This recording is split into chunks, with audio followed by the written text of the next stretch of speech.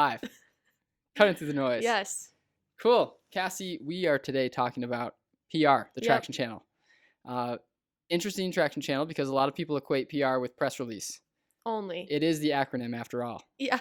Do people say I'm going to write a PR? Well, I don't think I people don't say know. that. Wait, isn't PR stand for public relations? Yeah. Oh. But maybe I just thought, hey, maybe people say that. Okay. I'm So on the we're same not page we're now. not in the press release business here at Pintler Group. We are mostly a digital firm. Mm-hmm. But it's important to understand different ways that firms, like a public relations firm, might use press release to get your brand out there. Mm-hmm. It's a traction channel for a reason because it has skyrocketed companies before. Mm-hmm. You've seen it before. If you are a member of the Oprah Book Club, you might think public relations is the real freaking deal. There you go. If you've ever been featured in a magazine or highlighted on some list, it's publicity. Yeah. And your business can really benefit from it.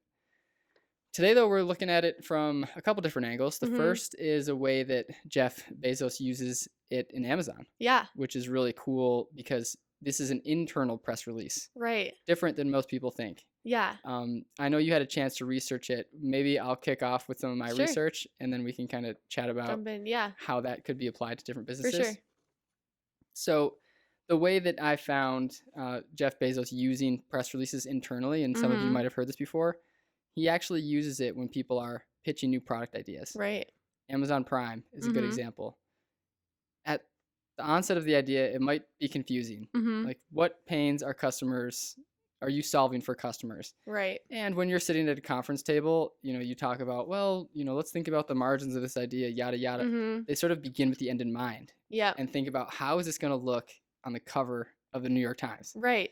And maybe for a small business, how is it going to look at the business section of the Sunday edition? Yeah, exactly. In your local newspaper.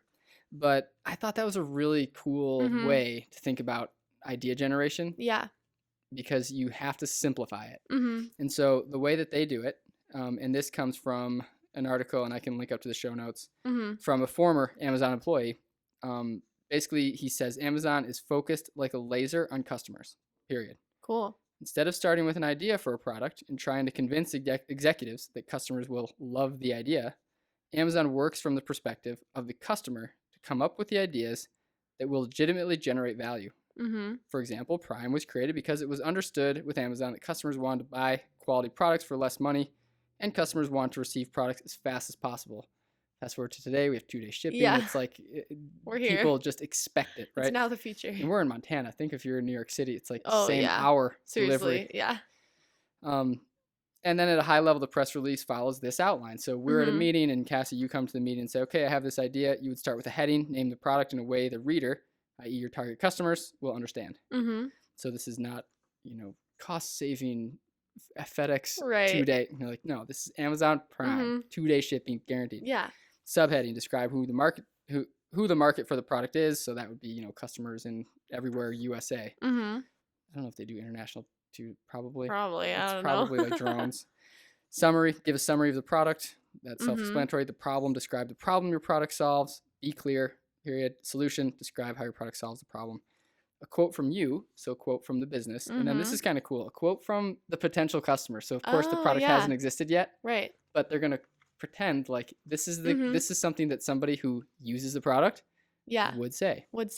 Yeah, that's really neat. And then a closing and a call to action. So how to sign up. What are your thoughts on their strategy? So a few things that I thought when I was reading through it and hearing you talk is, first of all, not only is it a practical way to actually pitch a product because you're getting your ideas all in one place, but with my psychology background, I think it's a really great way to have kind of a positive brainstorming session where you're literally putting your ideas on paper.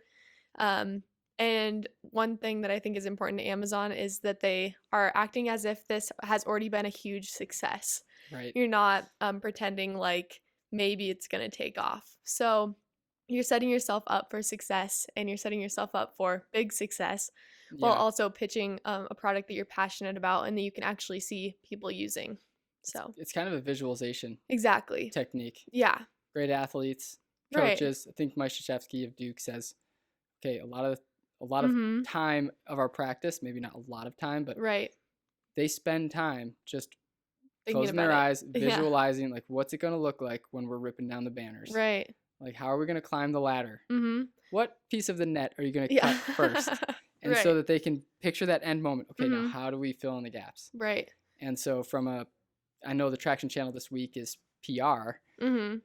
but this is a cool way to think about the press release first, and then Mhm. develop the idea, maybe segment it to a small subset Right. of customers, do some lean startup Mhm. type launches, and then iterate on the press release. But Yeah. it's a good practice. Yeah, I think it's really interesting. I feel like we implement some of that here in our office with goal setting, Hmm. and I think it's really similar. But they're, again, writing it from the perspective of their potential customer, the market they're targeting. So that's, I think that's a key piece for Yeah, them. Yeah. like would the customer actually say this? Would Right. they actually be interested in this product? Yeah. Well, if you put yourself in the shoes of someone working for Amazon trying to develop a product, I mean, I would probably just try to develop as many as I can, hoping that one would stick. But this Hmm. way, I think it forces them to actually think about what is, a real possible product that you could develop, Yeah, or that Amazon could use. So, yeah. Yeah, very cool, and the customers would be interested in. yeah. The thing we didn't talk about was, in addition to the press release, the executive team requires a 6-page like memo that everybody just Oh my sits gosh. quietly and reads before anyone starts talking. So, but former executives and employees say, "Hey, when I was at Amazon, the meetings were, the most engaging that I've ever been a part of." Right. So, to describe meetings that way is pretty cool. Yeah, no kidding. Having been a part of pre-meetings and meetings and Yeah. you know. So, do you think that press releases externally have are they less popular now, or do you think they're just different? I definitely I think guess. they're different. Yeah. There is definitely a need when you're launching a new product. Mhm. Think about, we're in Missoula, Montana. Right. Um, Uber Mhm. came to our town maybe a year ago, Yeah. maybe a little more, maybe 2 years ago, let's We call you're it. putting us like way into Yeah, like people the are Stone like, Age in Did they Montana." record this in 2009? I Yeah. don't get it." Yes, so It's we got Uber. 2019 people. Which, side note, my first Uber ride in Montana, I hit the button because I'd used it in Chicago and thought this is really cool. Right. The first time you use it, Yeah. you're just amazed. And I hit the button, and the car that pulls up to pick me up from the airport on my first Uber ride in Montana was like a 3-ton diesel truck, Oh my god. quad, whatever you want to call it. I'm like, this Uh, is so has like stereotypical. rifle stickers on the back window. Exact. This is so stereotypical Montana. I had to like take a picture. He must have Oh been my like, "Is this guy gosh. crazy?" But since then, I've Hey, taken the stereotypical Prius there you Uber go. ride in Missoula, That's so also they true. exist The out here. Subaru, yeah. The Subaru, exactly. That's funny. But back to Uber. Yeah. So I thought Uber did a brilliant job at launching, Mhm. you know, using publicity, local news, even events, which is a separate traction channel. Right. But just they didn't write a press release and send it to the Missoulian, our local Mhm. paper. They didn't, post on their Facebook page organically without spending any money behind it and hope and Right. cross their fingers and say people are gonna. It felt like There's an more to it. event. It was like, Yeah. show up to our Uber launch party, and Mhm. and in some ways that could be the traction channel unconventional Yeah. PR, or events. But I think Mhm.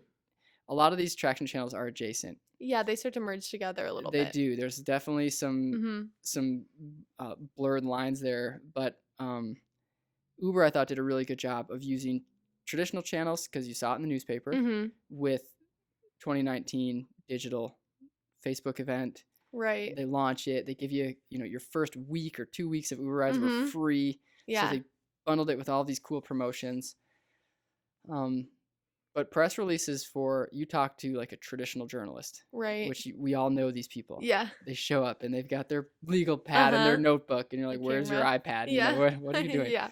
But they just have sort of it's like a mystique about the old days of newspaper. The Mhm. word is escaping me on how they would view this, but it's Yeah. like they want to, they want to be smoking a cigar, Yeah. writing in the op-ed Right. or whatever it is, and those days I do think are behind us. Right. So the days when companies would send a press release and there was a bustling newsroom at all hours, Mhm. putting out the paper and printing thousands Reading of the them. press releases, yeah, choosing which ones, yeah. Yeah, now it's really, Mhm.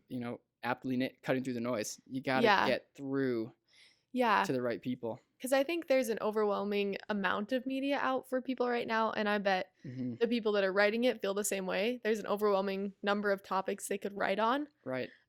So if they receive just a bunch of random press releases, that's maybe not gonna get you anywhere, I Yeah. guess, as a business. I think also, just to that point, Yeah. things are so immediate. Mhm. So if you send a press release at 5 o'clock, Right. I mean, what are you doing? Are you mailing it? Yeah. Are you mailing it? And now it arrives on the desk. Like whatever happened Uh-huh. has already hit new. If it's really For sure. newsworthy, it's people are Yeah. going to find out about it. Mhm. If you're doing it for the sole sake of promoting your product, Mhm. it can probably feel a little spammy. Yeah. Like, oh, make sure to subscribe here to our Right. newsletter. No one's printing a press Yeah. release on a newsletter. Mhm. Uh, but times have changed. I mean, we tried it, right? So Right. we launched Closing Day, Mhm. the podcast, and our idea was we got featured early because of a connection you had here, Yeah. and they did a cool article. They interviewed you, they interviewed me, and Mhm. we had some quotes in there. And then we thought, geez, that worked beautifully. We Other got people. 700 downloads in like 24 hours. Yeah. Let's do that to every city in Yeah. Montana and regionally. And we sort of put one together, and Mhm. it was kind of mail merge, insert editor of the Right. Bozeman Chronicle here, Yeah. and it was kind of a flop of a Right. push. Mhm. Yeah, something I noticed during that was that the independent or the people that we were sending emails to about our product, Hmm. the writers themselves don't necessarily have maybe as specific of a job as they used to Ah, covering one topic. I think, when you're talking yeah, about the bustling mailroom, there was someone that covered like new right. buildings New being built in town or business, whatever it was. entrepreneurs. Yeah, and I think there is some of that still, but I also think there are a lot of these entry level reporters who are doing a great job of covering many topics Hmm. because they're just trying to write a lot for, Right. as much as they A can. lot of plate spinning. Right. And you're like, oh, we saw that you wrote this piece on housing. You Definitely. must be the expert in housing. Mhm. They're like, actually, my undergrad was in like sports management. So I Yeah. do this. I'm going to the volleyball game later. Yeah. I'm going to like the city council meeting this Right. afternoon. Just because he wants to get their name, Yeah. in the So they don't paper. have an expertise. Yeah. And I, however, have had some more success in other businesses that I've been with press releases, but I think that's due to a long-standing connection. yeah. Personally, who I was working with had done sent out multiple press releases for different events with a second business, and so when we were working Hmm. together, she already had connections at the newspaper, similar to I guess our original article that was written about closing day. Yeah. We had those connections with the newspaper and people that we knew who would actually take the time to read our press release. And so Hmm. we knew that sending that out. However, we again tried to send that same one to Billings and got the same response as we did here for closing day. So there is more to say about having a personal relationship, maybe than there used to be. And that's probably because of the influx of Yeah. there's so much that they could go through. What do you think about controlling your own message? So being your own media outlet? Mm-hmm. Because before, everything would funnel through the local newspaper or Yeah. through the Sunday edition was the way that Mm-hmm. people got their news. Now there's so many different ways. Yeah. Do you think there's opportunities for folks who say PR is a channel that I could use?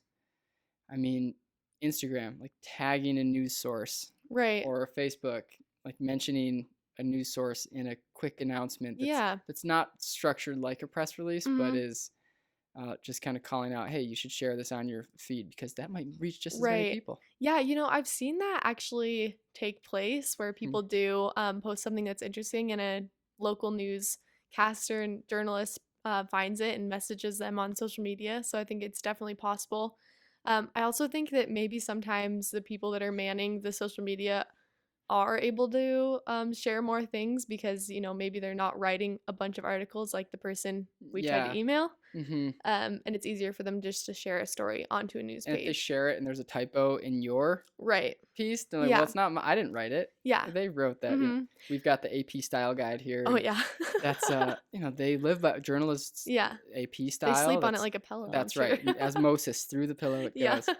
And that's their Bible. And Right. but we're kind of, hey, we got a blog post, we got a new Mm-hmm. product, even like this podcast service. Right.